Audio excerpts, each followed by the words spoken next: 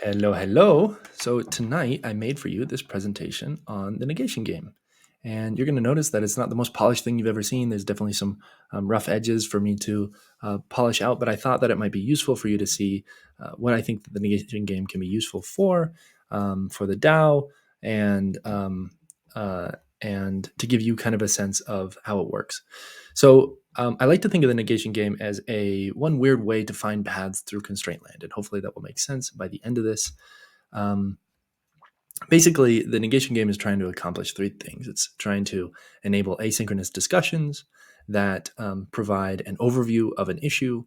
They bubble up to an overview of an issue, and then use that knowledge graph or that epistemic graph to enable autonomous decisions.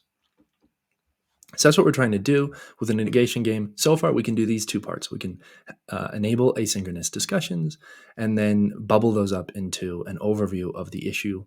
Autonomous decisions aren't yet supported, but we should have that soon. So any investment that we make on this front, on building out a discussion, could one day be made useful for autonomous decision making. So this is like the true vision of DAOs, is that you get all the benefit of the wisdom of the crowd, and then that comes right through to the A part of a DAO, the autonomous part. Okay, and why not? Let's say this too. In fact, you can think of these as each of the different parts of a DAO. So you have here is the D part, the decentralized part, a bunch of different people making parallel contributions to something, no single head of the organization. Over here, you have the autonomous part. So, based on the discussion, things are happening.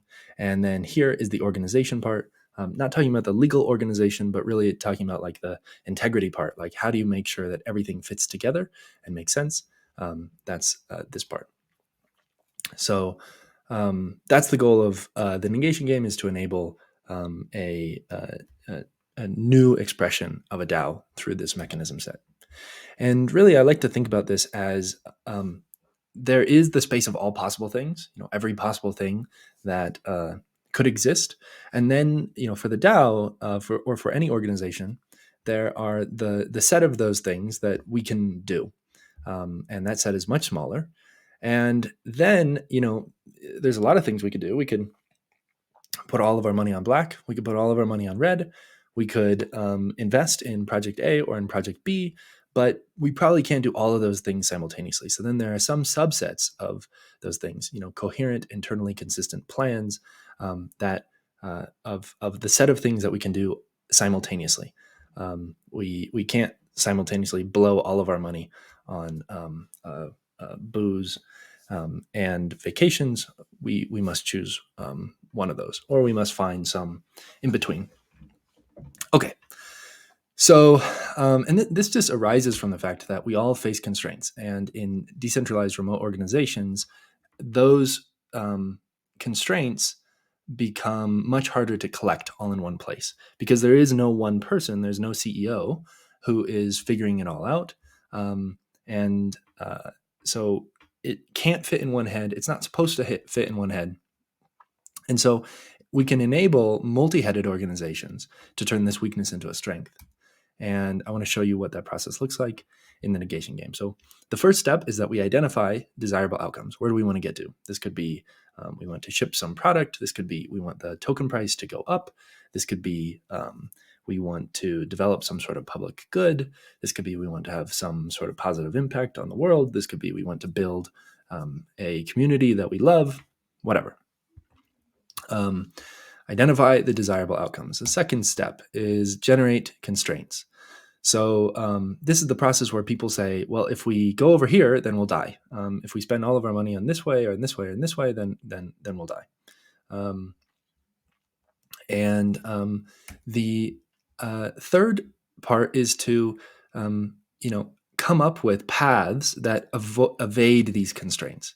And then there's a a way to select from among those different paths. So, here, like some people have said, okay, these are both two paths that avoid the constraints, but how do we pick from among them? And this is what staking can be used for. And then finally, we award bounties for progress. And this means, as we continue along our journey, different people are awarded bounties for the ways in which they helped to advance us. And those can be bounties for having, made some progress, as you see here. Those can also be bounties for having identified new constraints, right? We were going to go this way, but then we discovered this, and that saves us from having to go over there and encounter that.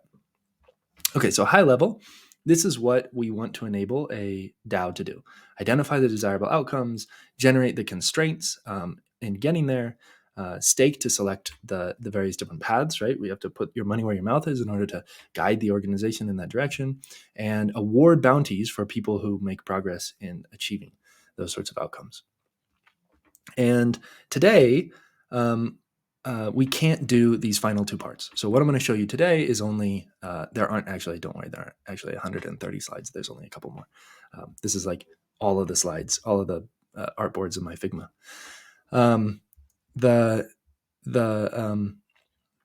Today we can't do these final things, partly for technical reasons, partly because we just haven't implemented that stuff, partly because some of that isn't even figured out yet. But the two parts that we can do is we can help to identify desirable outcomes. This has two parts to it, right? You have to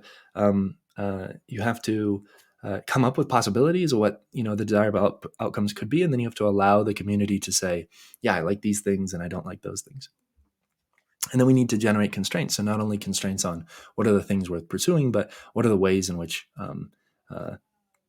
we could be impeded in getting there. Okay, so that's the goal. Hopefully that makes sense, really high level.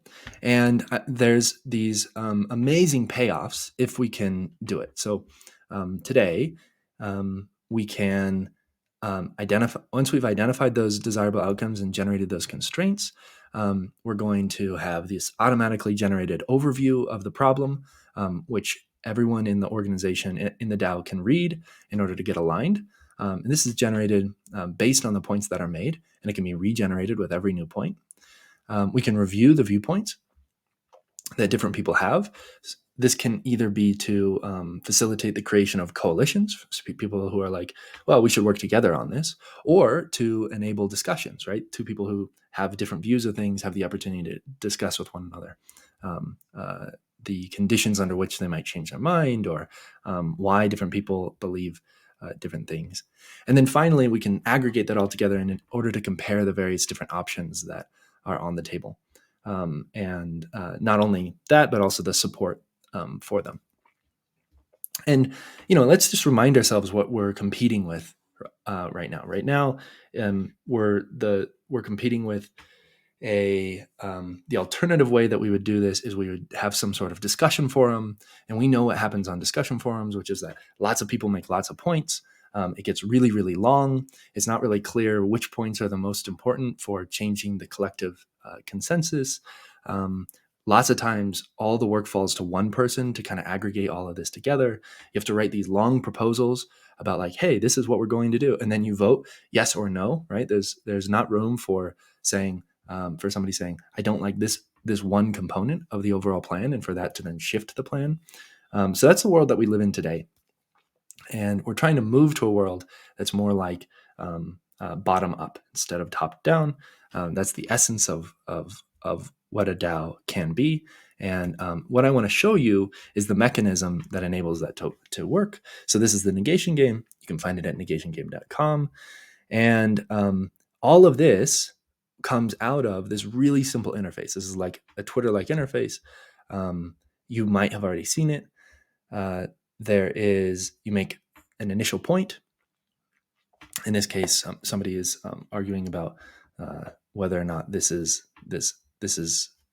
true that the Earth is flat or round. You make a point. People can make negating points, so arguments for why something isn't true. Obviously, if the Earth is flat, then the Earth is not round. So a negating point is just a statement that if it were true, then the parent would be false. And then in addition to that, somebody has put here the speed of light is faster than 10 kilometers an hour. And so in addition to making statements about how this could be wrong, you can make statements about how this is irrelevant. And so you can see here somebody has said the speed of light being faster than 10 kilometers per hour has nothing to do with the shape of the Earth.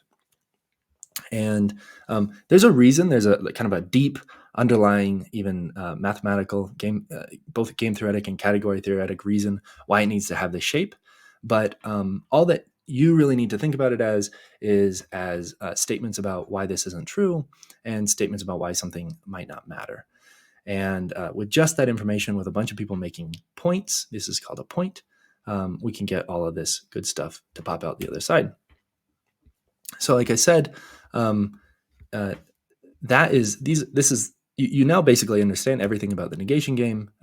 Maybe you want to know a couple of the names of some things. There are points. There are negating points, which is just a point that says that this point is not true. You can respond in one of two ways. Either you can agree, you can say, yep, I think that's right, or you can disagree. You can hit the X. And if you disagree, then you'll be asked to make a point, add a reason why you think that this is not true or why it's not relevant. What makes for a really good point is that it's a statement. It contains one single idea. If it's true, then it makes the parent false, and it ends in a period. That's it. So it's really simple for people to learn how to make points. If they have trouble making points, they can click on this little info icon. It'll take them to a page that reminds them about how this works. It takes about 2 minutes to read the page. And as we pointed out, that there are two different kinds of negating points. So you can see two examples of those here. I think that we can read these as, this person has said the negation game can be used to help us arrive at better decisions in DAOs. This person says that's not true. It's talking about, this is a little bit meta. It's talking about that's not true because the primary problem faced by DAOs is not coming up with possibilities, which the negation game is great for, but instead the process of selecting from among the many possibilities, the few good plans of action. So this is why they think that this is not true. And you can see that there's two classes of responses here. Some people say that this doesn't matter, right? It doesn't matter in this case, they say, because you could use a different tool for selecting the path. Whereas you generate them, but then you come up with the paths separately. Here it says that this isn't true at all, because actually this person says mapping out the branches of a decision tree is a precondition for finding the most viable course of action. And so because of their distributed nature, DAOs cannot consistently determine what a good decision is until its members generate possibilities and begin to stress test them through a process of negation. I swear I didn't write that point. Somebody else wrote that point. It made me very happy. And as I mentioned, these were generated because somebody hit the little X and then they typed in a negating point. And you'll find that writing a negating point is quite the skill. It requires a little bit of training. People can learn it generally in about 5 to 10 minutes. And if they're struggling, then they can often ask ChatGPT to help them come up with good negations. So there are ways to make this easy. The general process is that somebody should come in. A group will come in. You'll align on the question at hand. Then people will go off and they'll generate. So they'll say, here are all the different possibilities that they can come up with. And then they'll start to come up with negations to those things and negations to those things. And then at some point near the end, you'll start asking people, hey, go back and please rate all of the different points as to whether or not you think they're relevant or true. And then we bubble all that information up finally into a overview of the issue and all the different things that I talked about back here. The overview of the viewpoints and the different options that are available. So people are really enjoying this. They say that it's so much more sane and normal than a normal social media thread, which is where a lot of DAO conversation takes place. They say that it's fun to see what people are negating. Some points are interesting and worth discussing, and that it makes for really thoughtful, expanded arguments, and that it has this idea marketplace vibe. So my question to you is, what shall we explore together? Thanks so much for your willingness to run the experiment. We don't know what's going to happen, and I feel really lucky to get to do this with you. Okay, peace.